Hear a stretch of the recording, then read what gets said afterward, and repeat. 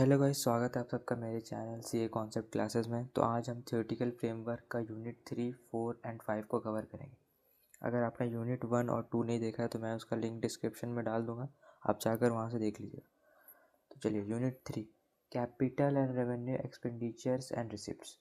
तो क्या होता है, तो ये क्या होता है, इसके लिए मैं तो इसे फ्लो चार्ट में मैं समझाता हूँ कि क्या होता है एक्सपेंडिचर।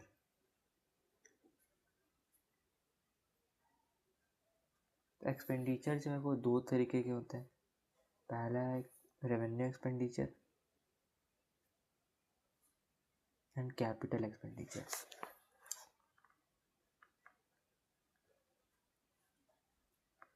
तो कैपिटल एक्सपेंडिचर वो है जिसका बेनिफिट हमें लॉन्ग टर्म तक मिले, लॉन्ग टर्म तक हमें उसका बेनिफिट रिसीव हो, मतलब लॉन्ग टर्म तक हमें उसका बेनिफिट मिले, पीरियड तक।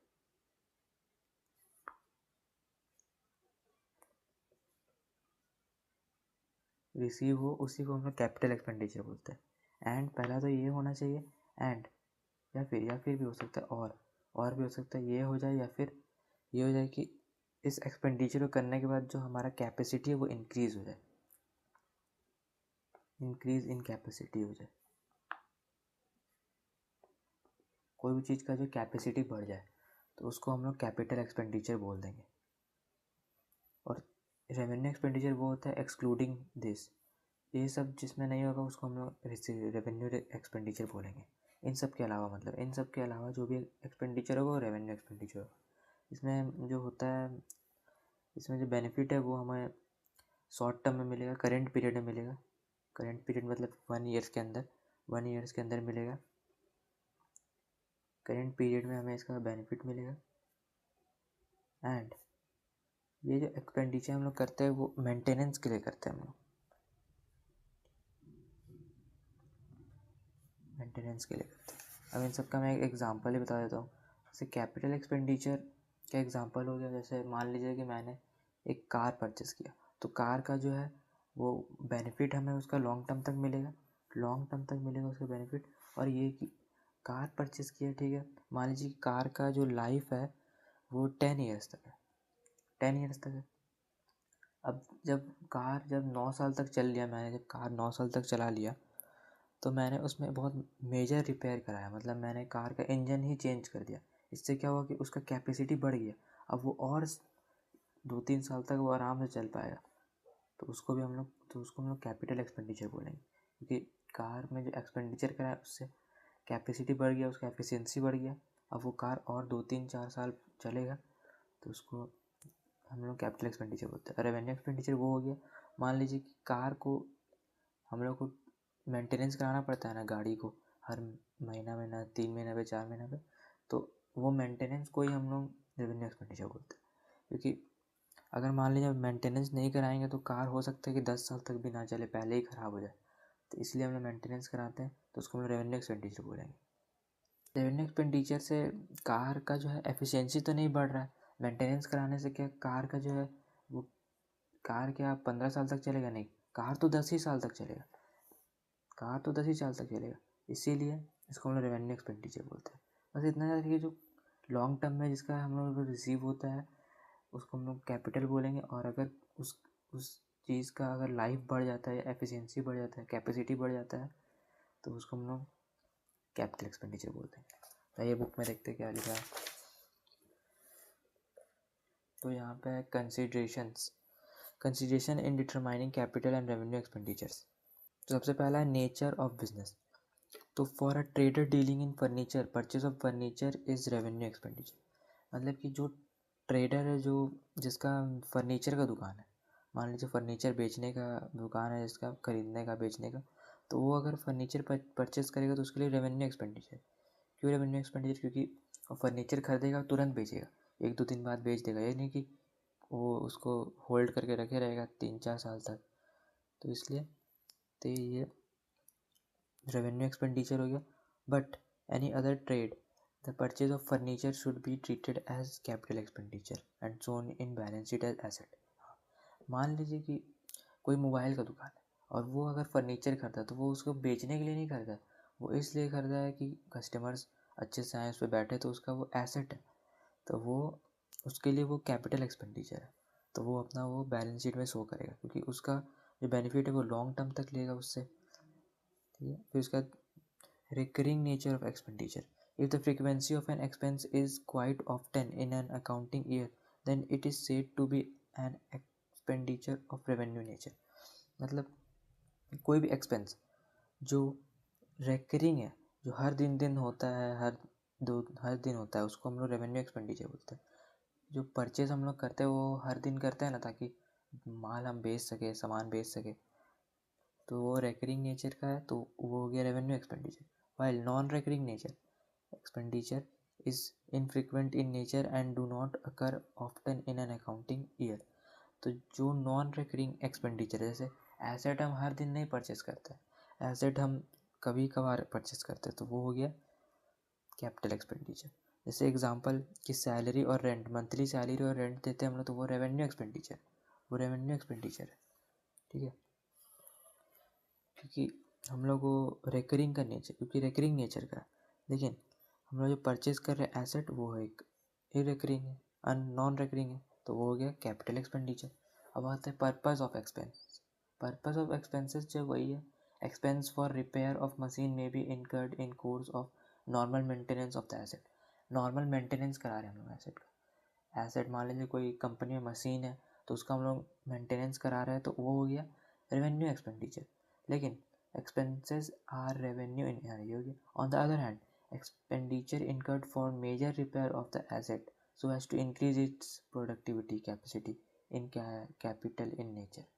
तो अगर हम मशीन का कैपेसिटी इंक्रीज करते, पहले मशीन 10,000 यूनिट्स प्रोडक्ट को प्रोड्यूस करता था, अब वो 15,000 यूनिट्स प्रोडक्ट प्रोड्यूस कर रहा है, तो इससे क्या हुआ, कैपेसिटी इंक्रीज हो गया मशीन का, तो वो एक कैपिटल एक्सपेंडिचर है, उसको हम लोग ऐड करके बैलेंस शीट में शो करेंगे। बैलेंस शीट में जब मशीन शो करेंगे ना, तो उसमें जितना का हम एक्सपेंस किए हैं उसको ऐड करके शो करेंगे, कैपिटल एक्सपेंस को।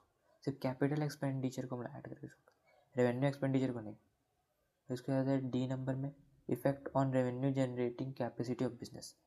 The expense which help to generate income revenue in the current period are revenue in nature. मतलब कि जो भी एक्सपेंस जो हम लोग करते हैं उससे हम लोग इनकम कमाते हैं या रेवेन्यू कमाते हैं, तो वो हमेशा मैच होना चाहिए। मतलब एक्सपेंस जो भी कर रहे हैं वो हमेशा मैच होना चाहिए रेवेन्यू और इनकम से। ये हम लोग चैप्टर 2 में भी पढ़े थे, अकाउंटिंग इक्वेशन में मैचिंग कॉन्सेप्ट करके, यहाँ पे था, ये दिखाता हूँ मैं। ये मैचिंग कॉन्सेप्ट, इसमें हम लोग सारे एक्सपेंस को रेवेन्यू के साथ मैच करते, तो यही है। The expense which help to generate income revenue in the current period are revenue in nature. जो भी एक्सपेंस को हम लोग मैच कर सकते हैं ना रेवेन्यू या फिर इनकम के साथ, तो वो हो गया अपना रेवेन्यू एक्सपेंडिचर। लेकिन जिसको हम लोग मैच नहीं कर सकते हैं वो हो गया current expenditure. On the other hand, if expenditure help to generate revenue over more than one accounting period, it is generally called expenditure, capital expenditure. तो वो एक्सपेंडिचर जो जनरेट होता है मोर देन वन अकाउंट, मतलब एक साल के बाद, 2-3 साल, मतलब एक साल के बाद, तो उसको हम लोग कैपिटल एक्सपेंडिचर बोलते हैं। मटेरियलिटी ऑफ अमाउंट इन्वॉल्व, तो इसका मतलब ये है कि जो भी एक्सपेंस है वो मटेरियल है। मतलब ये जैसे कि एम्प्लॉयज़ ने 10 रुपये की चाय पी ली, तो ये मटेरियल नहीं है, ये मटेरियल नहीं है, तो उसको हम लोग रेवेन्यू एक्सपेंडिचर मानेंगे। लेकिन जो मटेरियल है, जैसे 10 लाख का फर्नीचर, 10 लाख का एसेट, 10 लाख का, 10 करोड़ का बिजनेस, तो ये सब कैपिटल एक्सपेंडिचर है। लेकिन जो छोटा मोटा खर्चा है वो रेवेन्यू एक्सपेंडिचर है। तो ये भी एक तरीका है आप जिससे आप डिफ्रेंशिएट कर सकते हैं रेवेन्यू और कैपिटल एक्सपेंडिचर। अब यहाँ एक डिफरेंस है, ये आने का एग्ज़ाम में चांसेस रहता है। डिफरेंस जितना भी चैप्टर्स में वो सारे आने का चांसेस रहता है। तो capital expenditure and revenue expenditure के बीच में डिफरेंस, तो सबसे पहला है पीरियड ऑफ बेनिफिट। तो ये इसमें क्या होता है, वही any expenditure incurred to provide a benefit long over a long period of time, तो उसको कैपिटल एक्सपेंडिचर बनेगा। मतलब लॉन्ग पीरियड तक बेनिफिट देता है उसको कैपिटल एक्सपेंडिचर।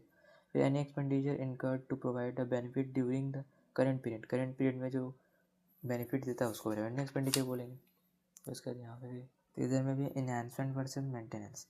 तो capital expenditure is incurred for the purpose of increasing capacity of the business. मतलब अगर कैपिटल एक्सपेंडिचर जो है इसलिए हम करते हैं ताकि कैपेसिटी बढ़ जाए, जो कार वाला एग्जांपल दिया था, इंजन चेंज कर देते हैं तो वो और ज़्यादा चलता है, तो फिर वही revenue expenditure is incurred to maintain the earning capacity. Revenue expenditure इसलिए करते हैं ताकि मेंटेन रहे हमारा अर्निंग कैपेसिटी। कार का मेंटेनेंस इसलिए चला करते हैं हम लोग कि कार सही से चलते रहे। तो ये हो गया। एग्जांपल हो गया purchase of machine, car, furniture, ये सब हो गया कैपिटल एक्सपेंडिचर। और रिपेयर एंड मेंटेनेंस या फिर सैलरी ऑफ अकाउंटिंग स्टाफ, तो ये सब हो गया रेवेन्यू एक्सपेंडिचर। यहाँ पे क्वेश्चंस है, क्वेश्चंस बाद में आते हैं, हम पहले कैपिटल रिसिप्ट और रेवेन्यू रिसिप्ट हम बता देते हैं क्या होता है।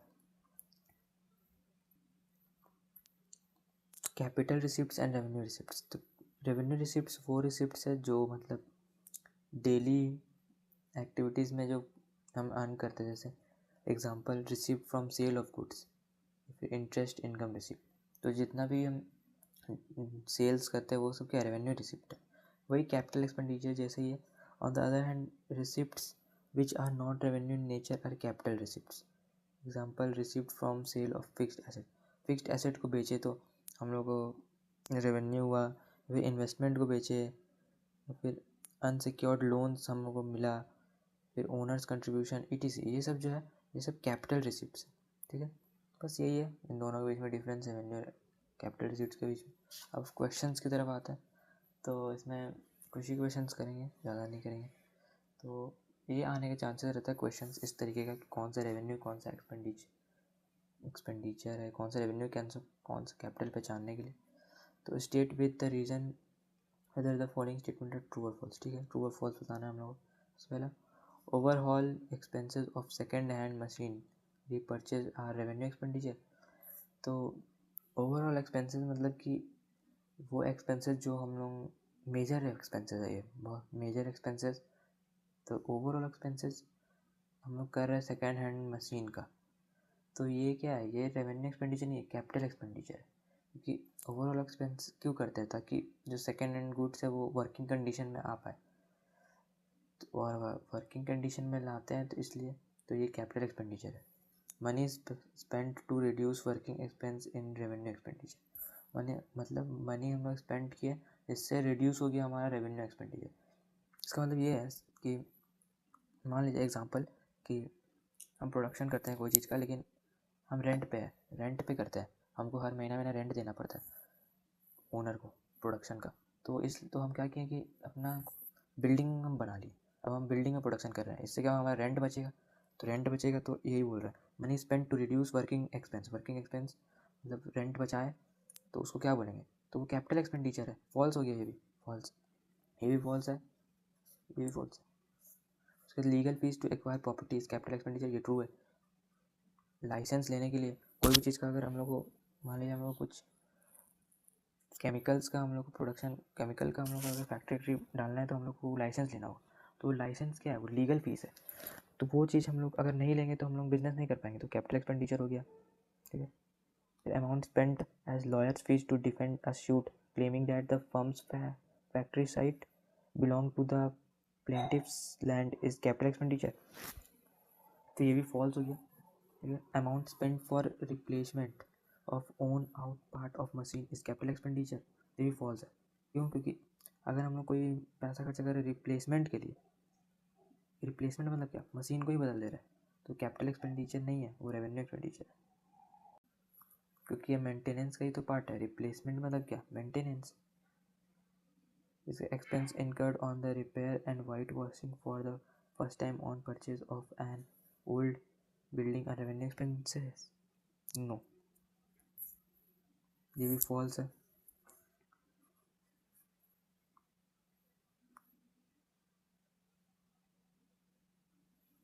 Expenses in connection with obtaining a license for running the cinema is capital expenditure, तो ये ट्रू है कि हम लोग लाइसेंस ले रहे हैं, तो ट्रू है ये वाला example. Amount spend for the construction of temporary हट, तो ये क्या है, कैपिटल एक्सपेंडिचर, हाँ ये भी सही है। ऐसे भी कंस्ट्रक्शन आ गया और कैपिटल एक्सपेंडिचर बोल रहा है तो सही है, ये भी सही है, ट्रू है। ठीक है, उसके बाद हम लोग इस तरफ का एक ट्रू एग्जाम्पल कर लेते हैं, ये वाला। State with reason whether the following item related to the business of AB traders are capital revenue receipts. A machine with a book value of 10 lakh is sold for 12 lakh, तो ये क्या है, capital receipt है। ये क्योंकि machine एक asset है और एसेट को बेचते हैं तो क्या होता है, कैपिटल। तो कैपिटल है, कैपिटल रिसिप्ट है, यहाँ पे लिखा होगा ये कैपिटल रिसिप्ट है। Premium amount of 1 lakh received on issue of shares.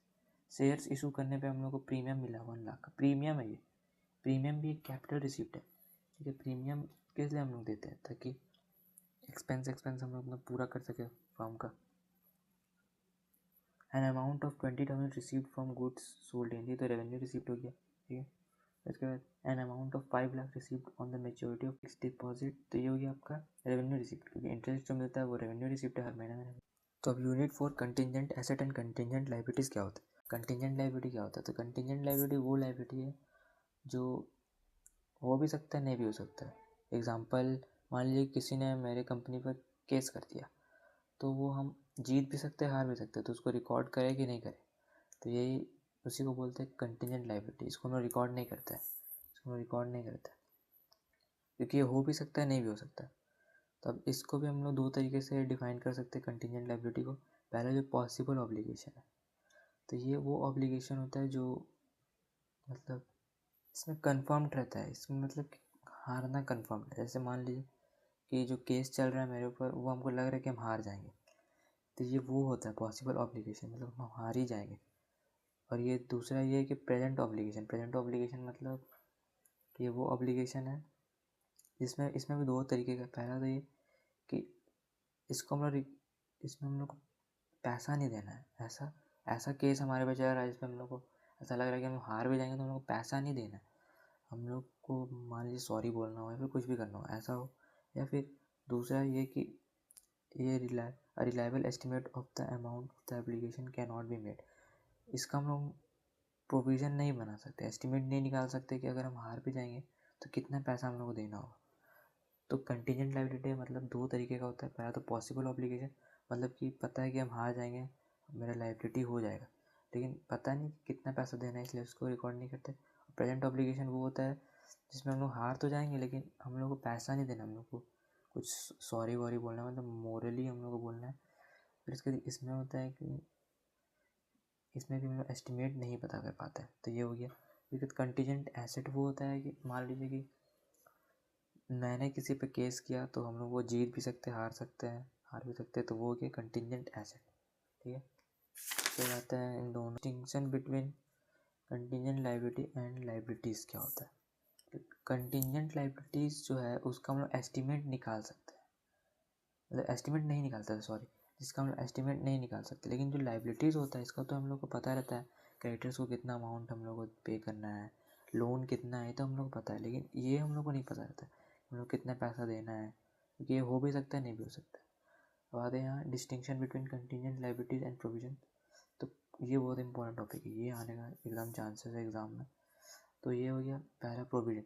Provision is an present liability of uncertain amount, मतलब ये प्रेजेंट लायबिलिटी है, इसको हम लोग डिफाइन कर सकते हैं, एस्टिमेट लगा सकते हैं इसका। लेकिन contingent liability is a possible obligation that may or may not crystallise depending on the occurrence or non occurrence.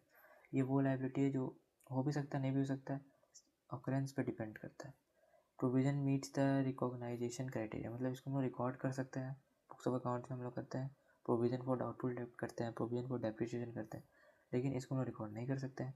Provision is recognised when an enterprise has a present obligation, वही बात, जब प्रेजेंट ऑब्लिगेशन होता है तभी हम लोग इसको recognise कर सकते हैं, लेकिन इसको हम लोग नहीं कर सकते हैं क्योंकि ये मतलब पता ही नहीं है कि होगा कि नहीं होगा।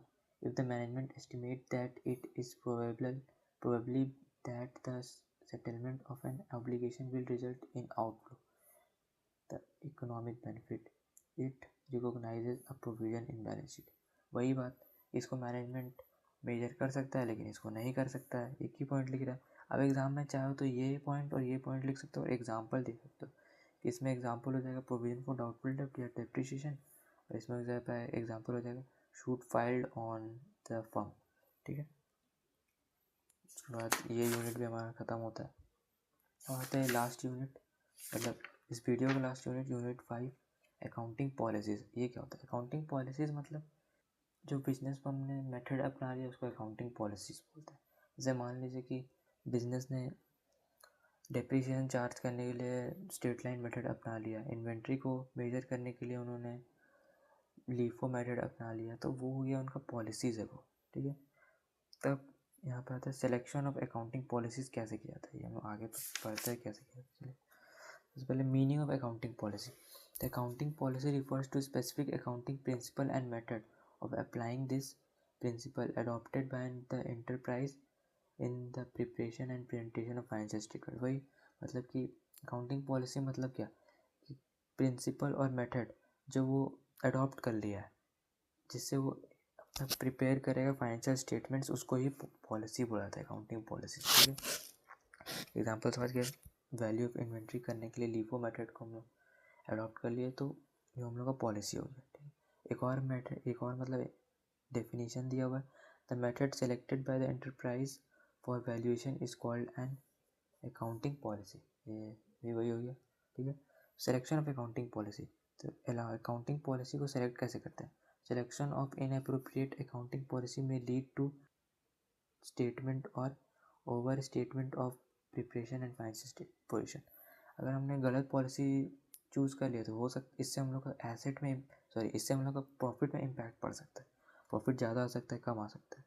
जैसे कि डेप्रिसिएशन के लिए मैंने गलत मेथड चार्ज कर लिया, मैं गलत मेथड अडॉप्ट कर लिया, वैल्यू इन्वेंट्री को वैल्यू करने के लिए गलत मेथड अडॉप्ट कर लिया, तो इससे क्या होगा कि हम लोग का प्रॉफिट कम ज़्यादा हो सकता है।